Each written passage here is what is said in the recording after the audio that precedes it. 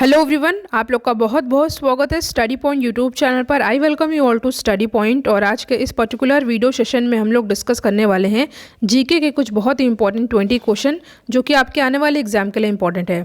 इससे पहले चैनल पर और भी वीडियो ऑलरेडी अपलोडेड है जिसका लिंक डिस्क्रिप्शन बॉक्स में दिया हुआ है और उनकी प्लेलिस्ट भी बनी हुई है। वीडियो को पूरा देखिएगा क्योंकि लास्ट में मैं आपसे एक इंपॉर्टेंट क्वेश्चन पूछूंगी जिसका आंसर आपको कमेंट सेक्शन में देना है।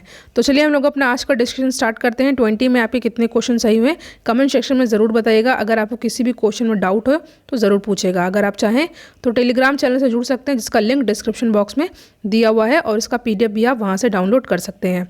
तो आज का हमारा पहला क्वेश्चन है, आगरा की मोती मस्जिद का निर्माण किसके द्वारा कराया गया था?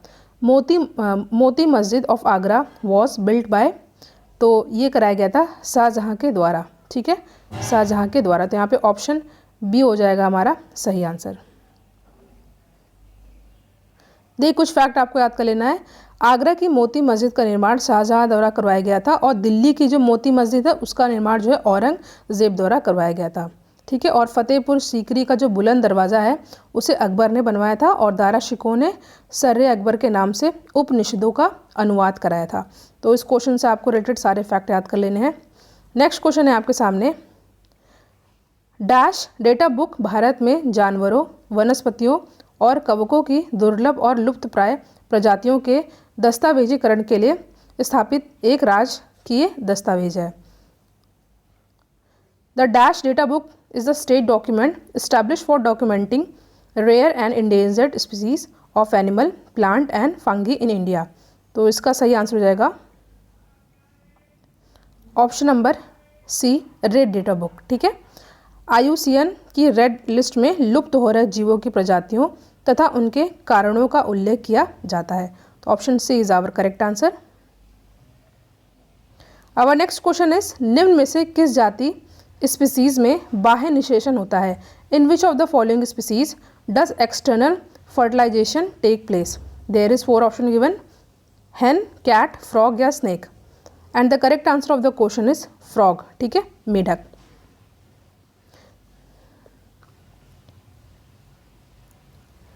मानव में आवाज़ डैश द्वारा उत्पादित होती है, तो ये उत्पादित होती है कंठ के द्वारा। ठीक है, लैरिंग्स के द्वारा। तो ऑप्शन ए हो जाएगा हमारा करेक्ट आंसर। देखिए मनुष्यों में आवाज़ की उत्पत्ति का केंद्र कंठ होता है। इसे वॉइस बॉक्स भी कहते हैं और ये लगभग 2 इंच यानी कि 5 सेंटीमीटर लंबी नलिका वयस्क मनुष्य के भोजन नलिका के ऊपरी भाग में स्थित होती है। नेक्स्ट क्वेश्चन है, निम्न में से कौन सी मृदा कपास की खेती के लिए उपयुक्त है? देखिए सॉइल के लिए एक इम्पॉर्टेंट वीडियो चैनल पर ऑलरेडी अपलोडेड है जिसका लिंक डिस्क्रिप्शन बॉक्स में है, तो आप उसको ज़रूर देखिएगा। उसमें सॉइल यानी कि मिट्टी के बारे में बेसिक से बताया गया है। तो 4 ऑप्शन आपके सामने दिया हुआ है, लेटराइट, जलोढ़, काली मिट्टी या लाल मिट्टी। तो यहाँ पे हमारा सही आंसर रहेगा काली मिट्टी। देखिए मैंने आपको हमेशा से कहा है, इसको आप ऐसे याद कर सकते हैं। देखिए काली मिट्टी यानी कि ब्लैक सॉइल और कपास सफ़ेद रंग का होता है, वाइट। तो आप ब्लैक एंड वाइट के कॉम्बिनेशन से इसको याद कर सकते हैं। ठीक है, और आपको पता होगा कि भारत को ही कपास के पौधे का मूल स्थान माना जाता है। सूती कपड़ा उद्योग में कपास एक मुख्य कच्चा माल है। ठीक है, और कपास उत्पादन में भारत का विश्व में 2nd प्लेस आता है यानी कि दूसरा स्थान आता है। फर्स्ट पे कौन आएगा कमेंट सेक्शन में बताइएगा, चीन या USA। आपको इन दोनों में से बताना है कि कौन है फर्स्ट नंबर पे। नेक्स्ट क्वेश्चन है, निम्न में से कौन सा जानवर भारत में स्थानिक प्रजाति कौन होते हैं? वो जानवर जो केवल एक ही भौगोलिक क्षेत्र में होते हैं का उदाहरण नहीं है। आपके सामने 4 ऑप्शन दिया हुआ है, एक सिंगी गैंडा, बंगाल टाइगर, मिथुन या गाय। तो यहाँ पे हमारा सही आंसर रहेगा ऑप्शन नंबर डी, गाय। ठीक है,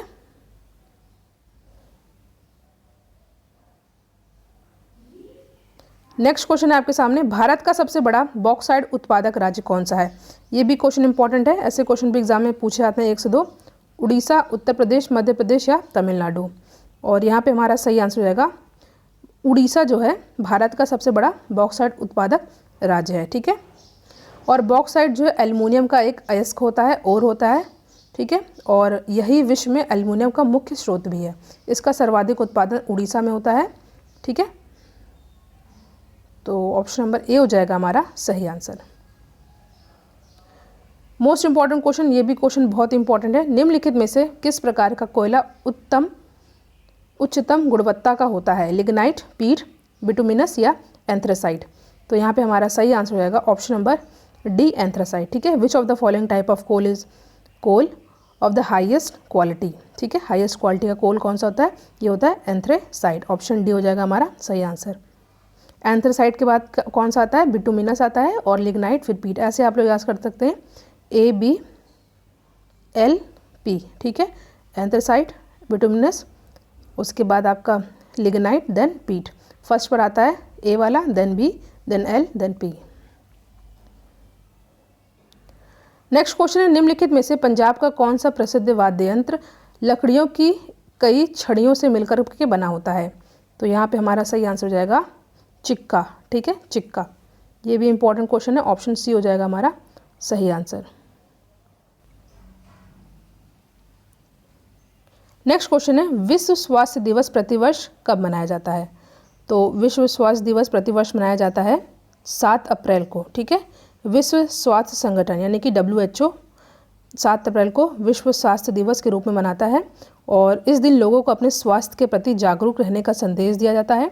और विश्व स्वास्थ्य संगठन प्रत्येक वर्ष इस स्वास्थ्य दिवस पर एक थीम भी बताता है। ठीक है, तो यहाँ पे आ जाएगा ऑप्शन बी हमारा सही आंसर। महात्मा गांधी के प्रिय भजनों में से एक वैष्णव जन तो के रचयिता कौन है? ये क्वेश्चन इंपॉर्टेंट है, एग्जाम में कई बार पूछा जाता है। देखिए, जो इस बार का जो बनाया गया है वर्ल्ड हेल्थ डे, इसकी थीम आपको बतानी है कमेंट सेक्शन में क्या होगी। ठीक है, इस बार की थीम क्या होगी आपको कमेंट सेक्शन में बताना है। तो फिलहाल इस क्वेश्चन का करेक्ट आंसर हो जाएगा option number C, Narsinh Mehta. ठीक है, महात्मा गांधी के प्रिय भजनों में से एक वैष्णव जन तो के रचयिता कौन है? नरसिंह मेहता। ऑप्शन सी है हमारा सही आंसर। नेक्स्ट क्वेश्चन है, मानव शरीर का कौन सा भाग ऑस्टियोपोरोसिस यानी कि अस्थि शून्यता से प्रभावित होता है? आपके सामने 4 ऑप्शन दिया हुआ है और हमारा सही आंसर हो जाएगा हड्डियाँ। ठीक है, ऑप्शन सी हो जाएगा हमारा सही आंसर। इस वाले रोग में क्या होता है कि जिसमें जो है सघनता है, हड्डियों की जो सघनता होती है यानी कि बोन डेंसिटी होती है, उसमें कमी आने लगती है। ठीक है, और इससे बोन हमारी कमज़ोर हो जाती है, उनकी मजबूती घट जाती है।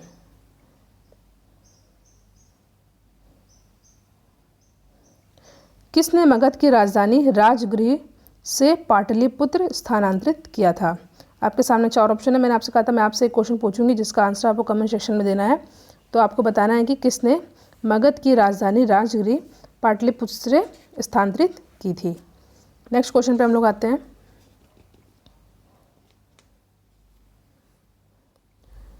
योगक्षेम वाह मह्यम किसका आदर्श वाक्य है? ठीक है, बैंकों से रिलेटेड क्वेश्चन है ये। तो ये होगा किसका? भारतीय जीवन बीमा निगम। ठीक है, LIC।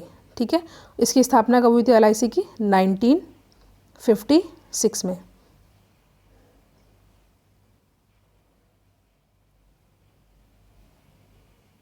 नेक्स्ट क्वेश्चन है, भारत और श्रीलंका को कौन से जल डमरुद्ध खाड़ी अलग करता है? तो यहाँ पे हमारा सही आंसर होगा ऑप्शन नंबर डी। ठीक है, पाक स्ट्रेट। ठीक है, पाक स्ट्रेट। ऑप्शन डी हो जाएगा हमारा सही आंसर।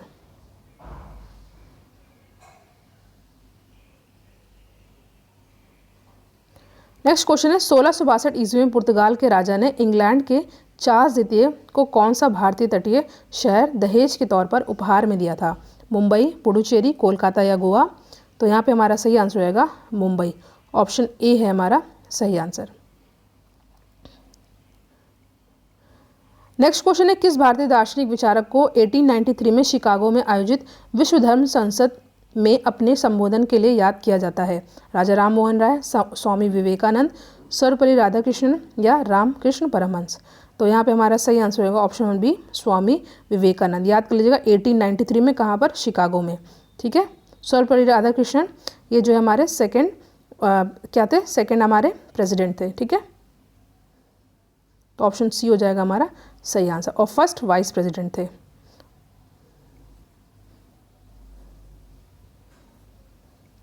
भारतीय साहित्य में आरंभिक 20वीं शताब्दी के मुख्य हिंदुस्तानी लेखक धनपत राय को किस नाम से जाना जाता है? आपके सामने 4 ऑप्शन दिया हुआ है और इस क्वेश्चन का करेक्ट आंसर होगा मुंशी प्रेमचंद। इंपॉर्टेंट क्वेश्चन है, ऑप्शन सी हो जाएगा हमारा सही आंसर। नेक्स्ट क्वेश्चन है, हरिवंश राय बच्चन को उनके किस काव्य संग्रह के लिए जाना जाता है? तो ये हो जाएगा मधुशाला। ठीक है, ऑप्शन डी हो जाएगा हमारा सही आंसर। नेक्स्ट क्वेश्चन है, निम्न में से किस संरचना को प्रथम विश्व युद्ध के दौरान अविभाजित भारतीय सेना के सैनिकों की युद्ध स्मृति में बनाया गया है?